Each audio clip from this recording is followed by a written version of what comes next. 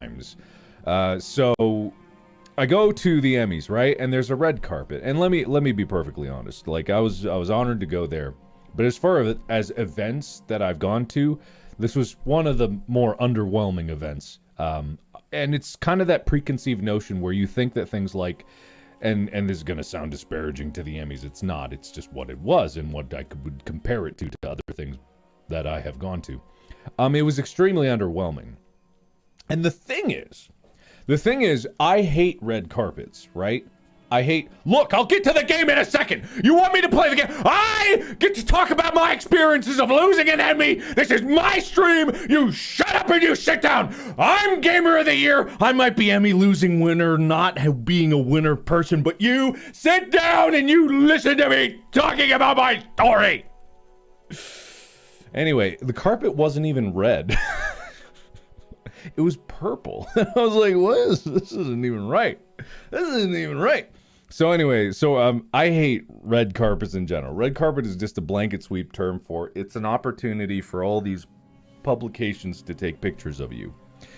And so it sounds all fancy, and you know a lot of people would probably look at that like, wow, that's great. It's really boring, and it's really awkward, and it's really weird. It's a and I was like, do I have to do it? And it was like, they were like, you're nominated. Of course you have to do it. I'm like, why do I have to do it? He's like, why wouldn't you want to do it? And I'm like, I have no desire to do that. And it was like, no, you're nominated. You got to do it. And so I did it. And what's fascinating to me is that even 6 years ago, and the last time that I did a red carpet, which was not I did not volunteer to do it, and I hate doing it. It's just so pompous and it's stupid. Is back then I was perfectly understanding that I was at a movie premiere and like no one knew who the fuck I was and I didn't care about it anyway, and it's whatever. So this one, I was nominated, right? I'm nominated for an award at there. And all of the publications there still didn't give a shit who I was. And this is fine. It's not a moment where I'm like, do you know who I am? What amazes me is that if any of them were to interview me and put those videos on YouTube, they would do exceptionally well for their channels. When I appear I've done like Wired interviews and I've done like things like that, those videos do well. And I'm happy to do them because I'm always happy to talk about anything because I love to talk. I love talking.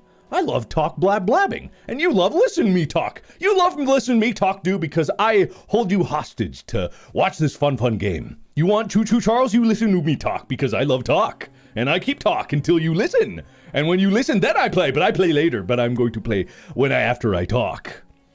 And so it's one of those hilarious things where it's not that I'm offended, right? Because I don't care. I don't want to be there in the first place. But it amazes me.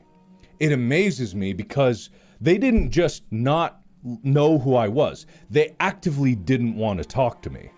And it's this world where YouTubers and the traditional entertainment business are not in sync with each other. They are adamantly opposed. They don't not know who I am. Because if they didn't know who I am and they choose to not interview me, that's one thing. I understand that. That's perfectly fine.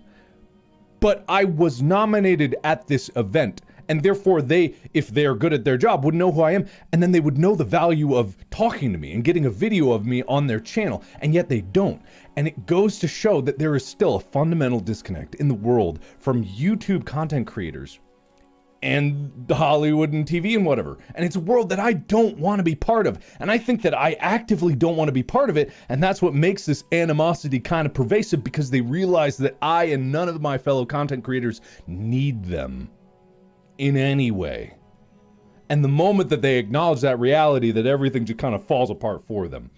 And it's really hilarious. It's really interesting. No, I'm not mad because it's fascinating, right? I'm not losing anything. I'm not losing anything from not talking to them because I don't gain anything from talking to them. A lot of people think of publications as a thing like, oh, it's exposure. It's like, oh, it's good for you.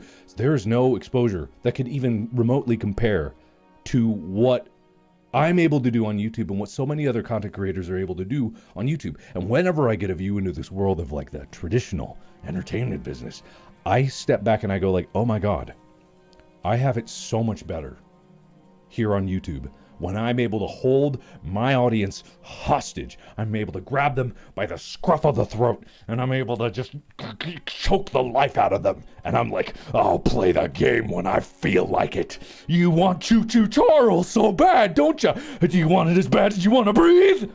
And that's when you get to play. I'm going to play now.